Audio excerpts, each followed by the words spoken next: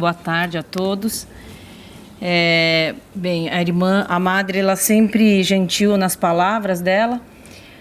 Para mim foi sempre para mim mais fez bem eu vir trabalhar no colégio do que eu faço bem para as crianças. Então é um agradecimento que eu tenho, né, à irmã de ter me convidado a trabalhar há 30 e tantos anos atrás. E para mim, assim, sempre foi uma alegria. Se eu tivesse que começar tudo novamente, eu começaria. Enfim, graças a Deus, eu tive essa oportunidade de conhecer o colégio, de poder ajudar todos esses anos lá.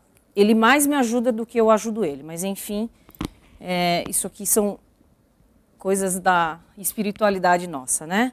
Bem, então eu vou falar hoje então sobre esse trabalho que eu comecei a estudar na faculdade. Como a madre comentou, né, o Bonacera justamente faz parte daquele... É um recurso pedagógico que Dom Bosco utilizava. Dom Bosco, ele não era um teórico, ele mesmo fala. Ele era um prático.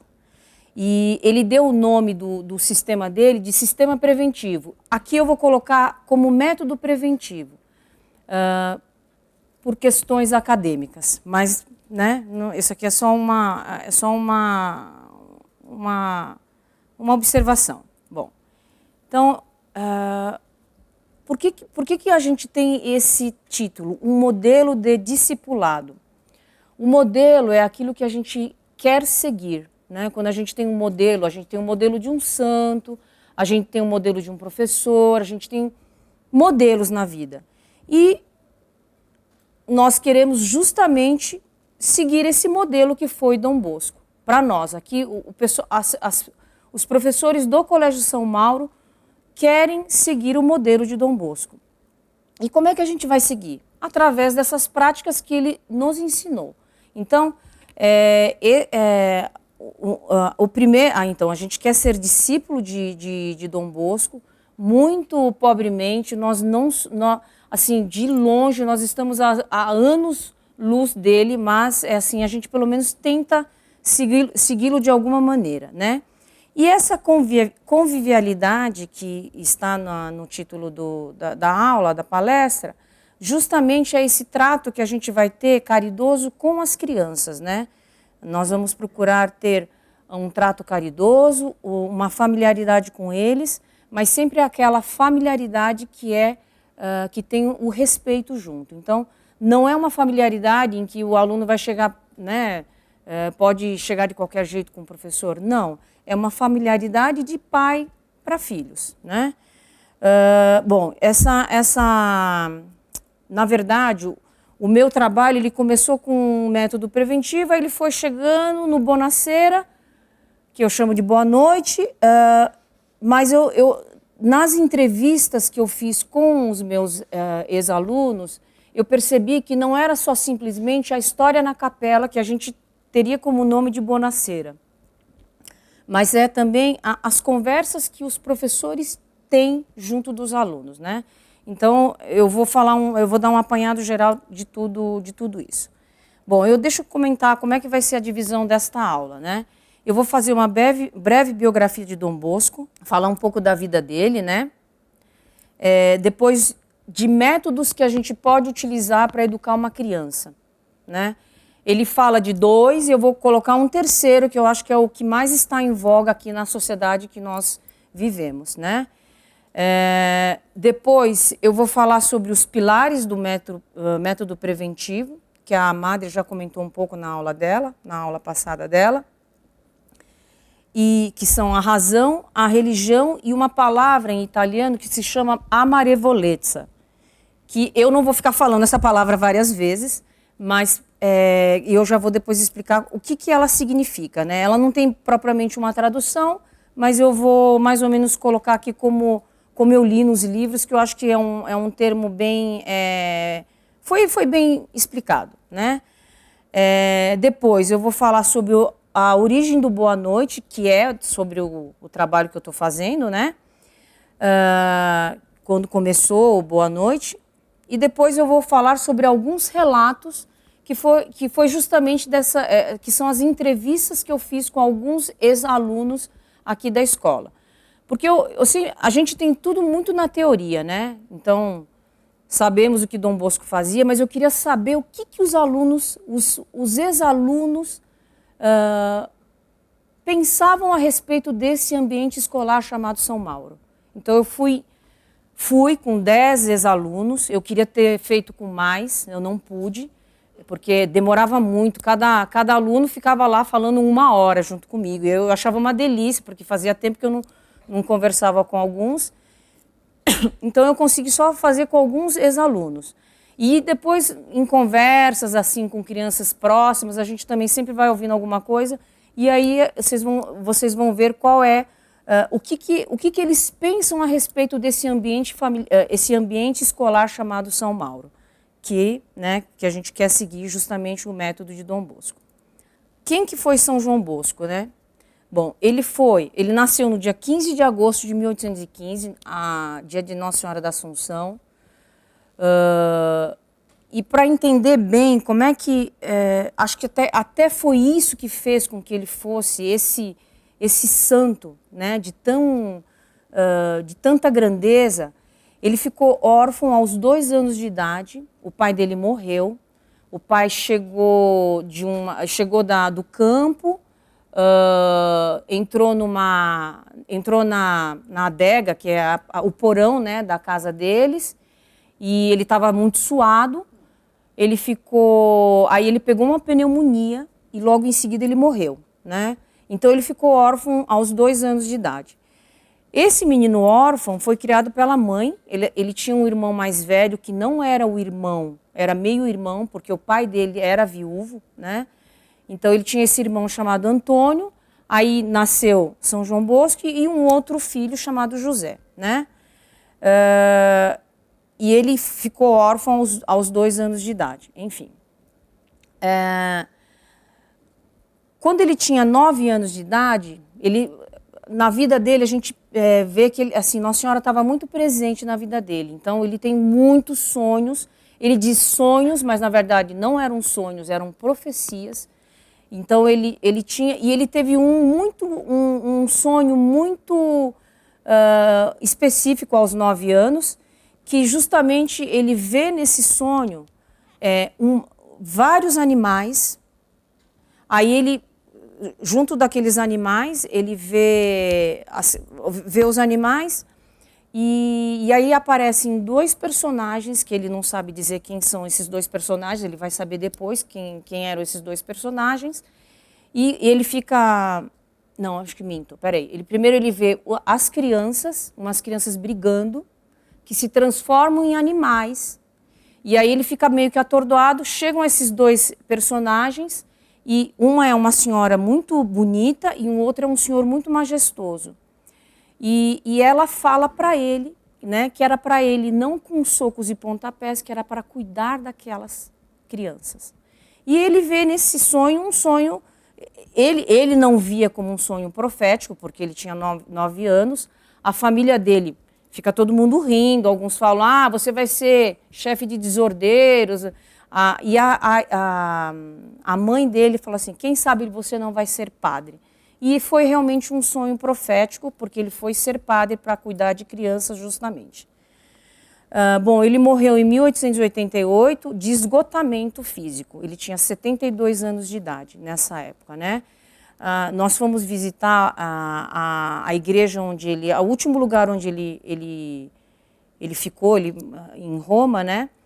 E a pessoa que nos atendeu era um senhor que falava da história de Dom Bosco, né? E ele falou que Dom Bosco demorava 2 horas para subir uma escada, de tão cansado que ele estava dos trabalhos que ele teve durante a vida dele. Enfim, ele saiu de casa aos 12 anos, né? Porque ele não conseguiu estudar. E aí o irmão dele, o irmão mais velho, o Antônio, não gostava muito da ideia de que ele queria estudar, que ele queria ser padre. Então ele brigava demais com o irmão e aí ele teve que sair de casa aos 12 anos. Então vocês vão entender por que ele tem esse cuidado tão grande pela juventude, né? ele foi uma pessoa que sofreu na pele o que é ser órfão, porque no fundo era isso, ele era uma pessoa, ele foi um órfão. Aos 12 anos, uma criança que sai aos 12 anos de casa é praticamente um órfão, né? E aí ele, depois então ele seguiu na carreira do sacerdócio. Bem, então eu vou comentar então agora um pouco sobre os métodos que a gente pode criar uma criança, né? O primeiro método é um método chamado método repressivo, né? Esse método repressivo, que era, enfim, acho que muito usado antigamente, né? Você pode impedir a desordem. É fácil numa sala de crianças você pegar e, sei lá, ter uma atitude muito autoritária. Tinha antigamente a palmatória, né? Para alguns aqui talvez tenham passado por isso. O meu pai comenta uma vez que ele estava fazendo bagunça na classe dele, aí a professora jogou um apagador na cabeça dele, ele se abaixou e pegou na pessoa de trás. E aí, óbvio, ele levou bronca, né? Então, antigamente não se tinha muito essa ideia de que não pode fazer determinadas coisas com os alunos, etc. E é justamente esse método repressivo, que você vai impedir a desordem com uma autoridade, com a força física, porém você não ganha muita coisa com relação à criança, né? Você pode usar a força também, então, por exemplo, você pode bater, você pode colocar a criança ajoelhada no milho, o que tinha antigamente, vamos assim dizer, né?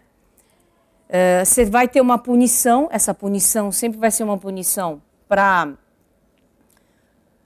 humilhar às vezes a pessoa, né? Porque se você fica lá ajoelhado no milho, se você leva uma batida na sua mão, você está sendo humilhado na frente das outras pessoas, né? Então, essa punição ela pode ser uma punição dolorida, mas não só dolorida fisicamente, mas dolorida moralmente falando, né? E geralmente o que acontece, né, com esse tipo de punição, ela vai causar rancor na criança. Então, a criança ela não vai ser uma criança que vai ter um afeto por você. Ela vai ter medo, né? Ela não vai nunca querer conversar com você porque ela tem medo da reação que você vai ter com ela, né?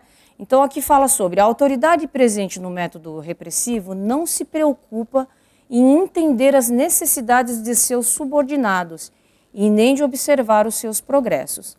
Geralmente só tratará dos atos depois que eles aconteceram e se não houver melhora, o que resta para o subordinado é o castigo, né?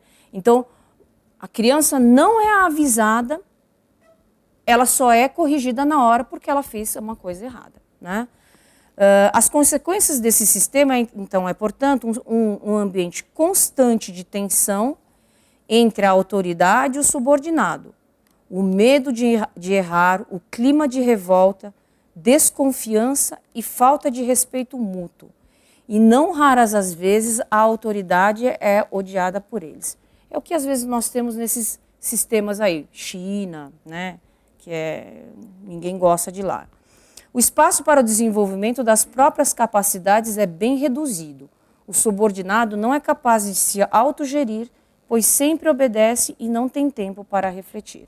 Então, isso aqui é um dos métodos, né? Um método repressivo. Muito usado, ainda é usado, né, em alguns lugares.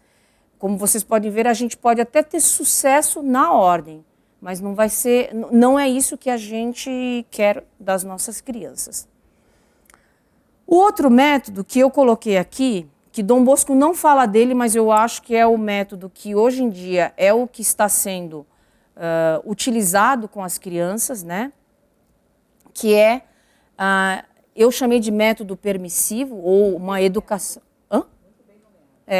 É uma educação permissiva, quer dizer, você deixa a criança fazer o que ela quer, né? Aqui eles dão um nome muito bonito, né? Que fala assim, a criança tem liberdade de escolher. É verdade, né? Ela vai ter a liberdade de escolher entre o alface e sei lá, o chocolate, lógico, ela vai escolher o chocolate, né? Então, a criança vai ter liberdade de escolher, sim, e o pai vai deixar. Mais ou menos a seguinte situação. Eu deixo ele fazer para que ele não me amole muito. No fundo é isso, né? A gente acaba deixando as crianças fazerem as coisas para não ter o trabalho nem de explicar, nem de dar algum argumento, e aí a criança pode fazer. Então ele fala, ele dá uma, né, a criança tem liberdade de escolher, verdade, esse é o método permissivo, né? Uma das desculpas desse método permissivo ele diz que vai se dar ênfase na autonomia da criança. Então, meio que aqui eu encontro motivo para deixar as crianças fazerem as coisas com essa liberdade, então a criança vai ter uma certa autonomia. Ora, a criança é um ser que está sendo formado por nós. Ela precisa de um direcionamento e ela não é autônoma. A gente vê pelas crianças que estão aqui, elas precisam de um direcionamento, até inclusive crianças mais velhas, elas precisam de um direcionamento nosso.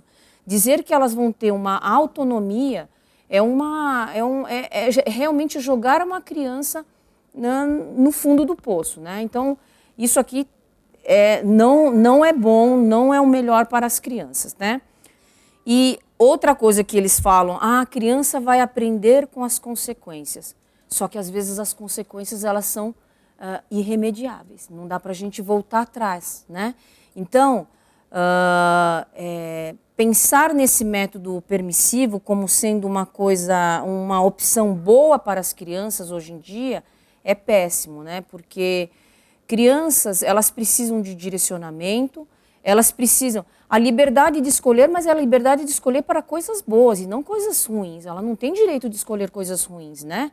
Então, isso faz parte do papel do educador, do professor, do pai e da mãe. Então, e justamente são os pais e os professores que precisam dar para ela essas opções que ela vai poder escolher, e não simplesmente deixar ela escolher sozinha.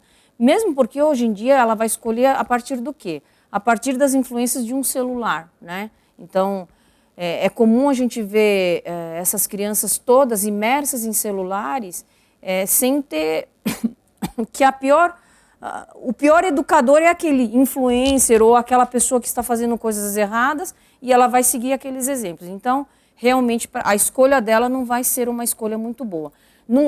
Como é que eu posso dizer? A gente não vê hoje em dia, principalmente nas mídias, gente correta. A gente só vê gente incorreta, infelizmente. Não se tem gente rezando, não se tem gente fazendo sacrifício, mortificação. Pois não é isso. Como todos nós, Então, ela simplesmente não vai escolher o melhor, né? E o terceiro método é justamente o método que Dom Bosco coloca para nós, né? Que é o método preventivo. Ele chama de sistema preventivo, eu estou colocando aqui como método preventivo. E o que seria esse método, né? O que Dom Bosco ele colocou como um primeiro elemento que a gente deve fazer com as crianças. Então, nós devemos primeiramente advertir o que é permitido e o que é proibido. A criança, quando ela sabe o que pode, o que não pode, se ela vier a cair, ela vai pensar, nossa, mas já me avisaram. Eu sabia que não podia, né? Então, lá, sei lá, na escola, vocês não podem comer durante a aula. Está avisado que não pode comer. Aí, se tem alguém que está comendo, a gente fala, olha, não pode comer na aula. Ela já foi avisada sobre isso, né? Então, esse método preventivo, justamente, é um método que vai fazer com que a criança, se ela for castigada, ela vai saber por que ela está sendo castigada. Porque, justamente, ela foi avisada, né?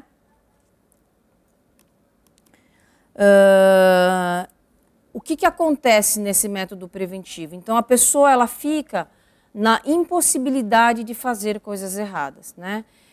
Uma vez avisado, vocês conhecem crianças, muitos de vocês são pais, né? Eu sou mãe também.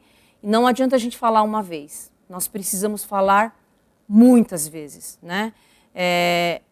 Mas sempre assim, avisando, e aí ela então vai ficar na impossibilidade de fazer coisas erradas, né? Saber de antemão auxilia a não ter condutas inadequadas. Então, eles vão acabar não fazendo o que não pode ser feito. O sistema preventivo, então, deixa o aluno advertido, de modo que o educador poderá falar com a linguagem do coração, seja na época da educação, seja depois dela.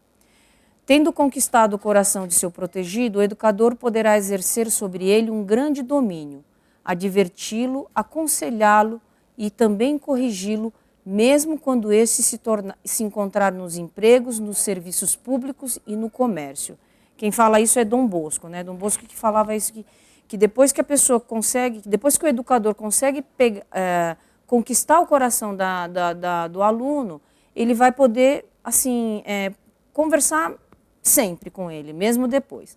E foi muito engraçado mesmo, porque eu estava conversando com uma ex-aluna, né, justamente nessas entrevistas, e aí eu perguntei para ela assim, mas e você guarda alguma mágoa, né? Porque ela era uma criança que dava muito trabalho na escola.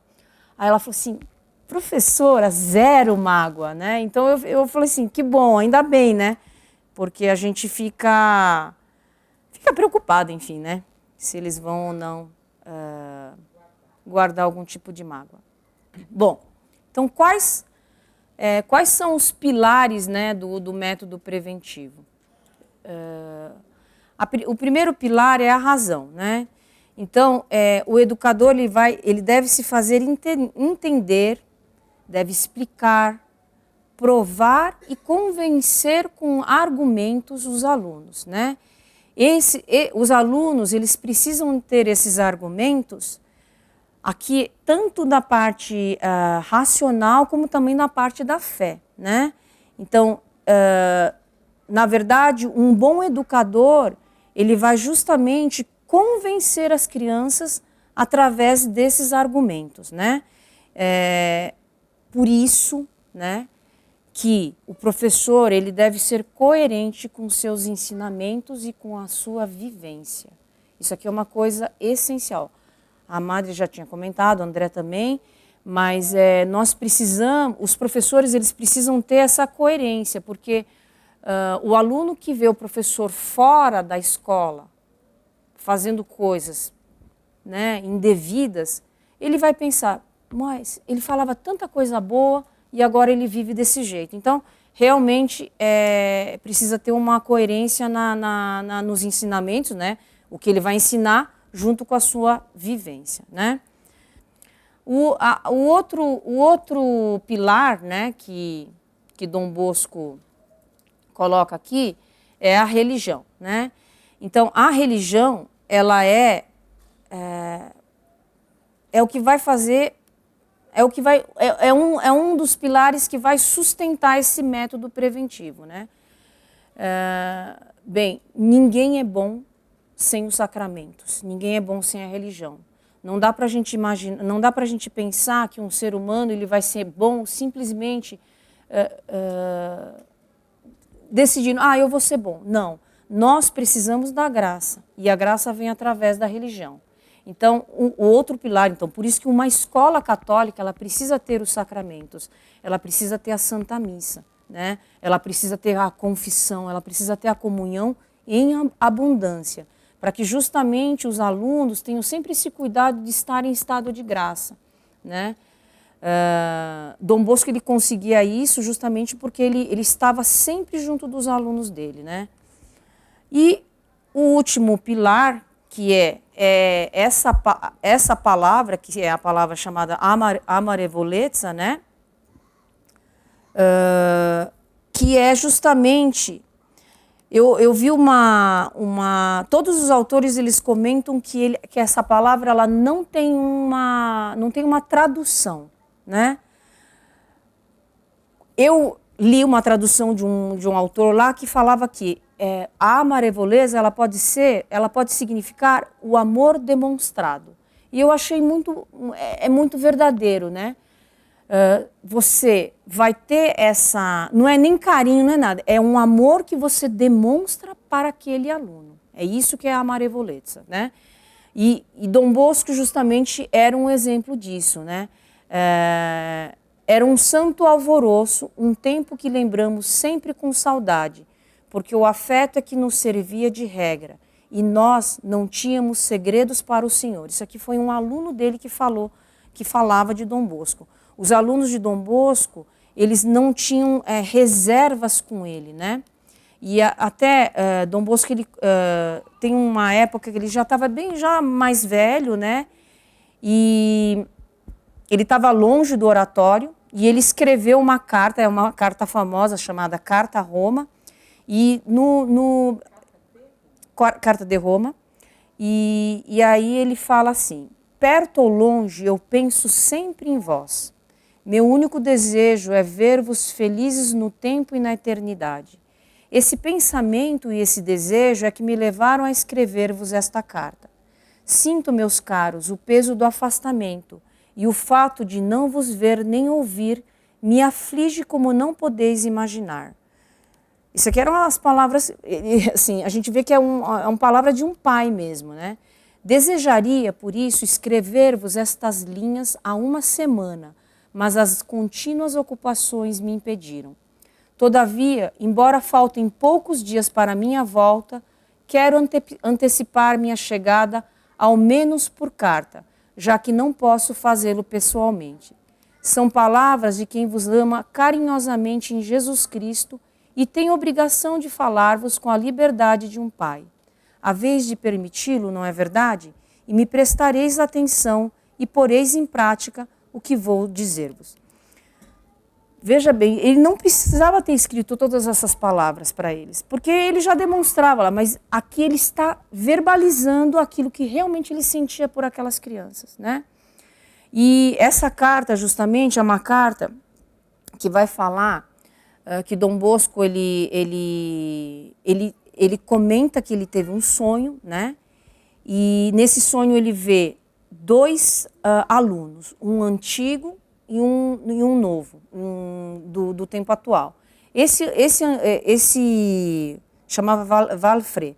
Esse antigo aluno, ele mostrava para Dom Bosco uma visão de um recreio super animado, os clérigos todos lá brincando juntos, Dom Bosco lá no meio, todo mundo junto brincando, e era tinha muita felicidade lá, né?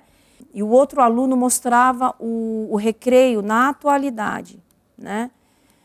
E Dom Bosco vê o segundo recreio da atualidade, um recreio muito triste, então algumas crianças meio sisudas, conversando sozinhas, aí já não tinha mais tanta alegria, tinha muitas crianças brincando, mas não eram tantas crianças, e aí Dom Bosco fala assim, mas o que está acontecendo? Por que essas crianças estão tão tristes? E aí o aluno fala assim, o que falta é o amor. Aí ele falou assim, mas eu amo tanto essas crianças, como é que eles sabem que eu amo essas crianças? E ele falou assim, não, é preciso estar junto deles, é preciso estar fazendo junto com eles, com todas as coisas que as crianças gostam. E aí Dom Bosco, então, fica muito assim, espantado, né, de ver aquele recreio que já não tinha tanta alegria. Até Dom Bosco fala assim, mas os meus clérigos, os professores e os diretores são tão dedicados. E aí o aluno responde, fala assim, mas o que falta realmente é estar com eles no recreio, ser a alma nas atividades, conversar e perguntar de suas vidas. Então, isso daqui era algo assim, é algo que precisa ser muito feito nos colégios, ou mesmo tendo Dom Bosco como exemplo, né? Bom, deixa eu falar agora então um pouquinho sobre a origem do Buonasera. Não dá para falar do Buonasera, do Boa Noite, sem falar da Mamãe Margarida. Ela foi foi uma peça essencial na vida de Dom Bosco, né? Bem, ela nasceu em 1788, ela era uma camponesa analfabeta, né? Ela se casou em 1812 com Francisco Bosco, que ele era viúvo, a mulher dele tinha morrido, né? Ela também se chamava Margarida, e ele tinha um filho, que era esse filho chamado Antônio, né? Depois o Francisco Bosco se casa com a mamãe Margarida, e eles tiveram mais 2 filhos, que foram São João Bosco e um outro filho chamado José, né? O José nasce em 1813 e São João Bosco em 1815. Em 17, né, ela fica viúva, porque o pai acaba morrendo, né? Bom, por que fala que a origem do Boa Noite é com a mamãe Margarida, né?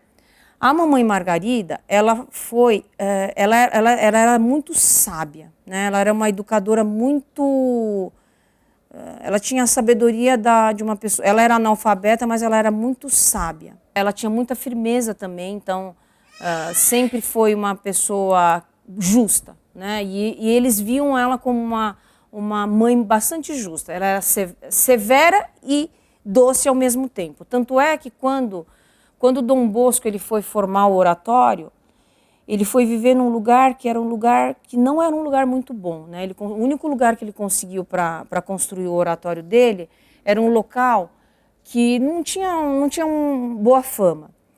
E a única maneira que ele tinha para estar naquele lugar era trazer a mãe dele. E ele fala, então ele vai buscar a mãe dele na casa do José, que era o irmão mais velho.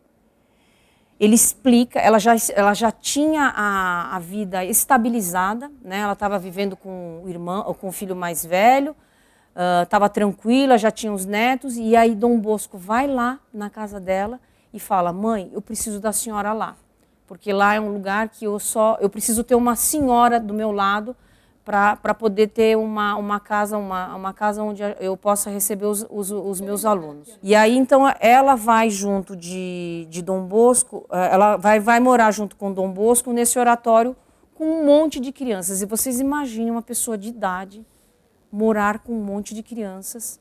Realmente é uma santa. Mas, enfim, ela conseguiu e ela foi para ajudar. E aí, então, quando ela foi morar com eles lá no oratório, né, foi numa noite, né, que foi em 1847, está aqui, Madre, 47, Ela fez uma primeira, então eles fizeram uma primeira experiência de trazer algumas crianças, né, lá no oratório, né, na Casa Pinardi, que era uma dúzia de meninos. Levaram esses meninos lá, colocaram para dormir. No dia seguinte, tinha sumido tudo. Então, eles levaram lençol, fizeram um monte de coisa lá e levaram embora tudo. Aí, a mamãe Margarida falou assim: puxa, esses meninos, né, que tremendos, colocar a gente aqui não vai dar muito certo. Aí, no próximo dia, veio uma outra criança também pedindo acolhida. E aí, era um menino, né? Ele tinha mais ou menos uns 15 anos e ele fala: eu sou órfão, eu venho de Valsésia, né? E eu trabalho como pedreiro, mas ainda não achei emprego. E aí ele pede uma acolhida para ficar lá no oratório, lá na Casa Pinardi. Aí a mamãe Margarida prepara alguma coisa para ele comer, enquanto ele está lá comendo tudo, ela começa a conversar com ele, né? E foi nesse momento, então, que os salesianos entendem como o primeiro Boa Noite, né? Então, o que ela fez? Ela chegou, falou assim: olha, fez recomendações a respeito de ser honrado, de que era errado, que era pecado a gente pegar as coisas dos outros, que a gente não podia pagar o mal com o bem com o mal. Então, ela falou uma série de coisas com ele antes dele dormir. Ele dormiu e no dia seguinte ele estava lá, não tinha sumido nada. Então, E os salesianos, eles entendem essa primeira conversa que a Mãe Margarida fez, né, como o primeiro boa noite dos salesianos. Tá. E aí, então, Dom Bosco, ele fala que essas conversas é uma chave da moralidade, do bom andamento e do bom êxito da educação. Ela morre aos 68 anos. Bom, então quais são esses recursos pedagógicos que Dom Bosco então usava? Então era o Boa Noite, os recreios, uma coisa chamada, que eles davam o nome de excursões outonais, as conversas e músicas, né? Então esses eram alguns dos recursos pedagógicos que Dom Bosco usava para cativar os alunos, né? Então, o Bonasser eram essas histórias curtas que eram faladas bem no final, já quando as crianças iam dormir. Como a escola faz? A escola faz chamada História na Capela, né? O meu trabalho ia ser justamente sobre isso, sobre as histórias na capela. Mas aí ele foi tomando uma outra direção, porque não são só essas histórias na capela. Pelo contrário, o que as crianças lembram mais, por incrível que pareça, são as conversas com os professores. Por incrível que pareça, o que mais eles comentam era isso. Que a gente gostava de conversar com o professor naquela hora, quando ele falava alguma coisinha, enfim.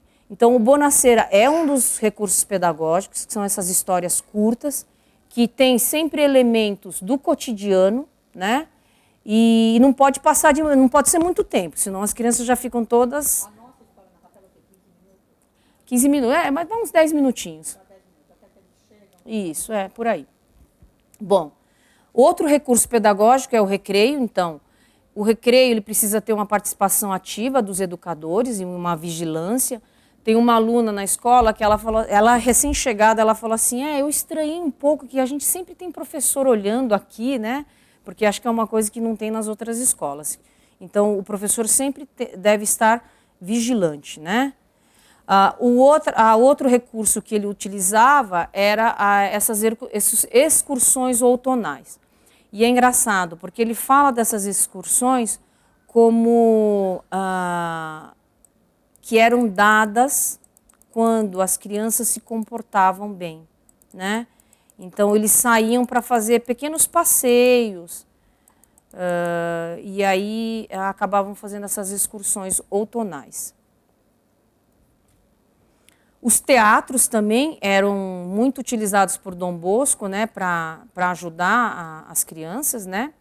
E ele até fala que o teatro é uma coisa que alegra muito as crianças, porque as crianças ficam pensando durante muito tempo antes de ter a apresentação, como elas vão fazer as falas. Então, o teatro é um elemento muito bom para ensinar também as crianças, né?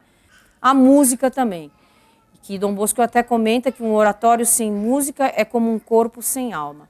Então, é algo que a gente precisa ter também na escola, né? Eu peguei aqui, coloquei um exemplo de um Boa Noite aqui, né? Na verdade, esse aqui eu peguei um dos sonhos dele, né? Que ele utilizava também muitos dos sonhos para contar para os alunos, né? Então, essa história, esse sonho que ele teve, então ele fala de um sonho onde havia, na parte de baixo, ao redor de uma mesa colocada no solo, vazio, desprovida de qualquer enfeite, sem louça alguma, via um certo número de jovens. Fala justamente de meninos que estavam num lugar, né? Isso, que tinham esse pão rançoso. Aí esse pão rançoso, cheio de verme, de coisas sujas, etc. E que mesmo assim eles comiam desse pão, né? Aí fala, né? O que seria, né? O que era. Aí Dom Bosco então comenta da próxima mesa, uma mesa um pouco mais alta do que essas mesas baixas. Então, dessa mesa que tinha esse pão cheio de bolor, de vermes, etc., eram crianças justamente que odiavam a disciplina, que não abraçaram o temor de Deus, não prestaram atenção aos meus conselhos e debocharam de todas as minhas correções. Comeram, portanto, o fruto das suas obras e se saciaram dos seus pensamentos. Então, isso aqui, ele teve um sonho e aí ele contou esse sonho para os meninos, né? Então, ele falava que o significado desse sonho era esse, dessas crianças que estavam comendo esse pão todo embolorado, né? Aí tinha umas mesas mais altas, né? Essas mesas mais altas, aí tinha um pão, né? Um pão que era de melhor qualidade. E essas pessoas que comiam, elas eram lindíssimas, dotadas de uma beleza cada vez mais esplendorosa. As riquíssimas mesas diante das quais se sentavam estavam cobertas de toalhas finamente trabalhadas, sobre as quais brilhavam candelabros, ânforas, taças, floreiras de um valor indescritível, pratos com comidas excelentes e objetos de um preço inestimável. O número desses jovens era muito grande, né? Que eram justamente desses jovens, já que eram jovens que aceitavam melhor os conselhos e frequentavam os sacramentos, né? E as últimas mesas. Bom, nas últimas mesas, né, tinha um pão que ele não dava para se descrever de tão bonito que ele era. Então, ele parecia amarelo, vermelho, tinha, né? E a mesma cor do pão era a cor dos tecidos e dos rostos dos jovens que resplandeciam circundados por uma luz suavíssima. Estes gozavam de uma alegria extraordinária e cada um procurava repartir sua alegria ao companheiro. Por sua beleza, luminosidade e esplendor, superavam em muito a todos que ocupavam os postos inferiores. Este representava o estado da inocência. Isso aqui eram os mais puros, tá? Então ele contava esse tipo de história no Boa Noite. Bom, chegou aqui nessa parte dos relatos, né? Então eu fiz eu coloquei aqui alguns relatos. Eu não vou ler todos porque são muitos, eram páginas e páginas de relatos. Essas entrevistas aconteceram com egressos de 19 a 29 anos, então crianças bem recentemente formadas, e outras que saíram já há bastante tempo, né? Foi uma delícia conversar com eles. Teve gente que eu fiquei mais de uma hora, conversando tudo via Team, foi uma delícia. E aí eu também perguntei para alguns se alguns queriam fazer ou não, porque teve gente que não quis fazer, eu até procurei a pessoa, mas elas não quiseram, mas enfim... peguei esses, então foram 10 egressos. Eu não vou colocar os 10, porque alguns, enfim, nem precisa, mas eu vou colocar alguns elementos que eu vi que que Dom Bosco fazia no oratório e que eles perceberam que também tinha no colégio, né? Bom, eu fiz perguntas sobre o ambiente escolar, sobre as histórias, os recreios e as conversas na escola. Isso, as histórias na capela. Que são Boa Noite. São essas pequenas. Então, o que são essas histórias? São pequenas histórias que nós contamos no final do período e sempre falando alguma coisa moral para as crianças. Todo dia. Todo dia. As crianças na pré-escola, acho que um pouquinho. Quando termina o recreio, né, irmã? Quando termina o recreio. Porque a ideia é que as crianças saiam da escola com algum bom pensamento. Então eu perguntei o que eles mais gostavam na escola, o que eles menos gostavam, se eles viam práticas de virtudes lá no colégio e se ajudavam em alguma coisa essas histórias na capela. Só que quando eu perguntei a respeito disso, sobre as histórias, os adultos, eles iam justamente para essa parte familiar que havia na escola. Então, eu acabava deixando assim, eu deixei eles falando bastante, porque foi bastante assim, interessante, né? Então, aqui eu falo um pouco sobre a confiança, né? Até o André comentou na palestra dele, não dá para a gente educar sem ter confiança, né? A madre até, muitas vezes, recomenda que quando o pai perde a confiança na escola, é melhor tirar da escola, porque realmente não tem mais muito o que fazer, né? Então, esse egresso, né? Então ele fala assim, ela falando de uma professora. Então, porque eu acho... Quem é essa pessoa? A idade? Ela deve ter uns 23, por aí. Eu coloquei todos os nomes fictícios aqui, tá? Então, só para vocês saberem. Então, porque eu acho que é uma professora que me acompanhou por alguns anos. Eu acho que ela conhecia um pouco do meu perfil e tal. E eu confiei assim nela. Confiei mesmo e fui. Ela está falando justamente sobre a escolha da carreira dela, né? Só depois que eu fui saber o que era, com quem trabalhava. Porque eu não fazia de verdade, eu não fazia ideia. Eu sabia que era uma área da saúde só. E essa pessoa disse que ela foi? E ela foi. Não, e ela gostou. Então, é que ela confiou no que a professora tinha dito, né? Essa aqui é a mesma pessoa. Só que aqui também é uma questão de confiança, né? Por que eu coloquei o relato dela também aqui? Porque quando ela saiu da escola, ela comentou assim, eu tinha que ter um raciocínio muito mais crítico em relação ao que eles estavam falando na faculdade. Enquanto no colégio eu podia saber quando você pode descansar. É o sentimento de colocar o seu cérebro numa rede e deixar ele descansando. Eu achei tão interessante essa frase dela.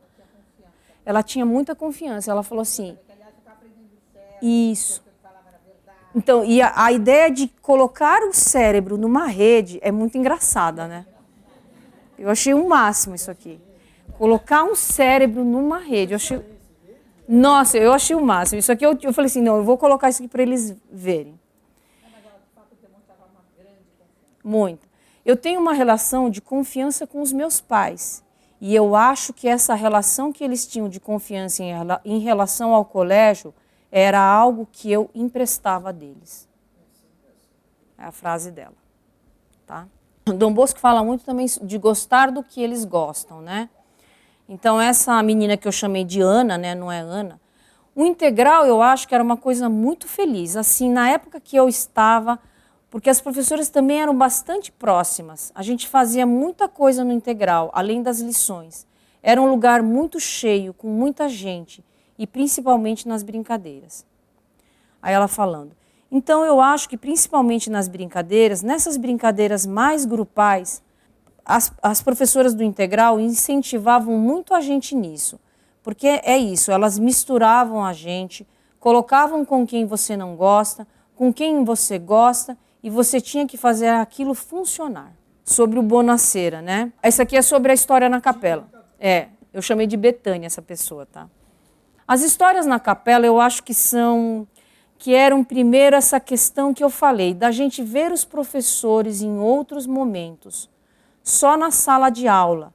E quando eles contavam as histórias, a gente via que, por exemplo, alguns professores era o livro que eles estavam lendo de leitura espiritual deles. E às vezes ver eles com o livro na mão e contando aquelas histórias que eles tinham lido era um exemplo muito próximo. A gente via não só a história do santo que ele estava contando, mas que uma pessoa, aquele professor, servia de exemplo como a gente deveria ser. Aí outra... que o professor estava tentando ser que nem o santo, e a gente deveria ser também que nem o santo. Então tem essa questão de mostrar como eram os professores. Os professores eram um exemplo muito grande. Eles não mandavam a gente fazer coisas que eles não faziam. Daí a necessidade de ter professores católicos. A familiaridade. Bom, eu chamei essa pessoa de Catarina, tá? Essa daqui eu achei muito bonito, né? E tinha hora que eu até chorava, porque, nossa, toda vez que eu li aquilo, eu falava, eu não acredito nisso aqui. E eu tô com vontade de chorar de novo. Tinha uma professora ali que me acompanhava. Eu pegava pela mão. Não, eu pegava pela mão. Ela pegava pela mão e ajudava os professores também. eles iam mais... desculpa, peraí. Tinha uma professora ali que me acompanhava. Aqui ela pegava pela mão. Ela pegava pela mão e ajudava os professores também. Eles iam mais devagar, porque os alunos do colégio já têm uma bagagem muito boa, desde o começo, desde o pequeno. Então, para continuar ali, entendendo de pouco a pouco, foi o cuidado da professora e com o cuidado dos outros professores. Eu achei tão bonito isso aqui. Eu chamei a outra de Elaine. Eu gostava muito, assim, do clima. Eu sentia que era que nem uma família, que todo mundo queria o seu bem no final das contas. Isso eu gostava muito, de me sentir em casa, me sentir protegida, que lá que todo mundo lá no final queria o bem um dos outros. Agora sobre o amor demonstrado, né? Esse aqui também, toda hora que eu lia eu queria chorar, mas enfim. Isso aqui é ela contando de uma professora, né? E falou isso aqui. Vamos fazer uma aula de exercício. Hoje eu vou fazer um pão de manhã para vocês e eu trago à tarde um pão caseiro, quentinho, com geleia e manteiga. Aí a pessoa falando. Isso mostrava muito um cuidado, um amor que ela tinha por nós vestibulandos. Por todo aquele contexto de cansaço vestibular, pressão de vestibular. Então era um olhar humano que ela tinha com a nossa sala. Então...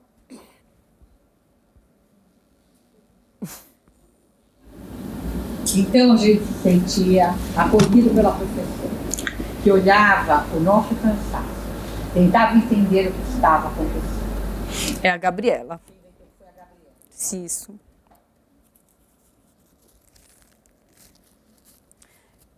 Tô ficando velha.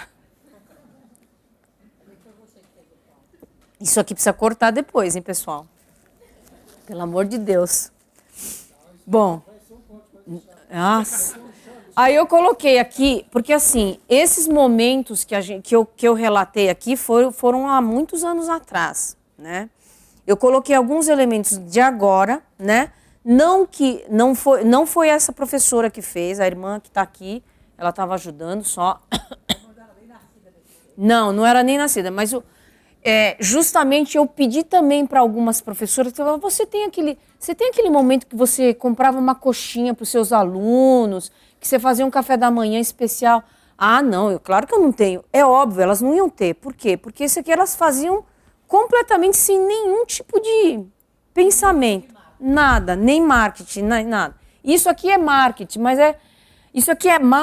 as crianças se divertiram à beça quando elas fizeram isso aqui. Foi um panetone que elas fizeram junto com a irmã Inês e com a professora Bárbara. E aí eu coloquei aqui para vocês verem mais ou menos, né? E agora sobre o ambiente saudável, né? Sobre o ambiente saudável, eu chamei de Daniela a pessoa. Não é a Daniela não Martins, não, tá? Então, o que eu mais gostava na escola era ter boas amizades, ter bons amigos, estar inserida dentro dessa rotina que me fazia bem. Eu acho que é o que eu mais gostava na escola.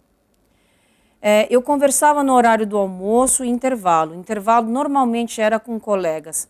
Mas no almoço, sempre os professores sentavam lá na mesa do refeitório, junto com a gente. E às vezes batiam um papo com a gente sobre a vida ou o dia a dia e etc. Sobre a religião. Então aqui é o Francisco. Eu via bastante assim, acho que muito essa questão da ajuda. Acho que pelo fato também de ser um colégio religioso, eu perguntei, que tipo de ajuda você via? O argumento da religião era um argumento muito forte. Então, por exemplo, no sentido de, sei lá, chegava algum aluno novo, a gente tinha que ser realmente de uma forma boa, provocado a recepcionar ele bem. Acho que também eu entendi que você tinha alguns desentendimentos, mas procurar fomentar ali virtudes de perdoar ou de talvez relevar, não dar tanta importância. Ou mesmo, sei lá, a gente via algumas atitudes muito, talvez por parte do professor, de ter paciência por situações que acho que naturalmente ali dos adolescentes, alunos que acabavam, digamos assim, às vezes passando do ponto, fazendo muita bagunça. Então, falando da paciência que o professor tinha com esses alunos. Sobre a religião, né, de ter os sacramentos na escola. Eu acho que, por exemplo, se eu não tivesse missa no colégio, eu não ia assistir missa sexta-feira, por exemplo. Principalmente se fosse primeira sexta. Eu não ia colocar na minha rotina, por exemplo. Às vezes pela correria do dia a dia, às vezes por outras atividades. Essa aqui é a Elaine. Hoje ela tem acho que uns 23. Eu acho que uma coisa que facilitava bastante era no dia a dia a gente ter orações. Então a gente sempre rezava de manhã, rezava para as alimentações, para as refeições, antes das refeições, depois das refeições, na hora do fim das aulas, no final das aulas e no final do dia. Isso é a Gabriela falando. Tá?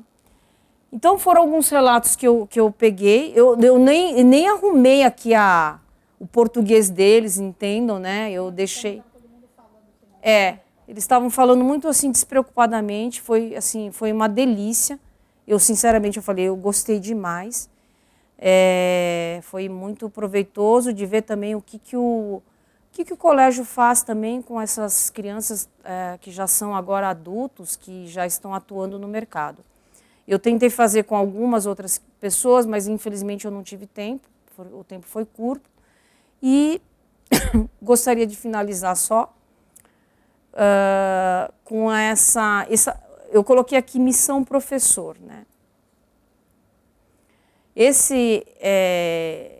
O Shackleton foi um explorador inglês que tentou atravessar a Antártida em 1915, então ele não conseguiu, né?